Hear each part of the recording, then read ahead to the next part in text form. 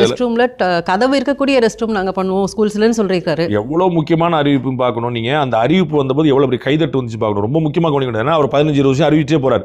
அப்போ வந்து எல்லாம் வழக்கமாக ஒரு கைதட்டே போறாங்க. இந்த லேடிஸ் ரெஸ்ட் ரூம்ல பள்ளிக்கூடங்களில் கல்லூரிகளில் கதவோடு கூடிய ரெஸ்ட் ரூம் சொன்னோடனே அப்ளாஸ் வந்து அள்ளிச்சு. அதாவது எவ்வளோ பேசிக்கான விஷயங்களை நம்ம பின்தங்கி இருக்கிறோம் அப்படிங்கிறதும் அந்த பெண்களுக்கு வந்து அது எவ்வளோ எசென்சியலான அப்படிங்கிறதும் அந்த அப்ளாஸ் வந்து நீங்கள் முடிஞ்ச வாய்ப்பு கிடைச்சா நீங்கள் போடுங்க. ஒரு 10 அறிவிப்புகள் போடும்போது 9க்கு வந்து சம்பிரதாயமான கைதட்டு இருக்கும். இந்த 1க்கு மட்டும் வந்து பயங்கர எழுச்சியான கைதட்டு இருக்கும். அப்போ தமிழ்நாட்டில் நம்ம வந்து ஒரு காம்பவுண்டு கிடையாது. பள்ளிக்கூடங்களில் வந்து சரக்கடிக்கக்கூடிய நிலைமை இருக்குது. மாணவர்கள் சரக்கடிக்கிறத தாண்டி 5 மணிக்கு மேலே அங்கே பாருலாம் சரக்கடிக்கிறாங்க. ஓப்பன் ஸ்பேஸ் நல்லா மரத்தில் உட்காந்து தண்ணி அடிக்கலாம் மரம் உட்காந்துருக்கு.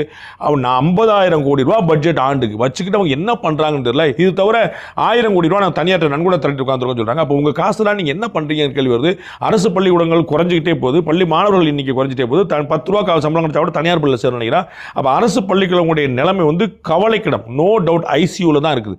அதனால தான் நான் பாத்ரூம் வந்து கதவோடு வச்சிருப்பேன்னு சொல்லி திரு விஜய் அவர்கள் சொன்னபோது அப்படி வந்து அடி வயிற்றுலேருந்து பெண்கள் வந்து கைதட்டினாங்க. அதில் வந்து அவருடைய நெஞ்சார்ந்து கைதட்டினாங்க.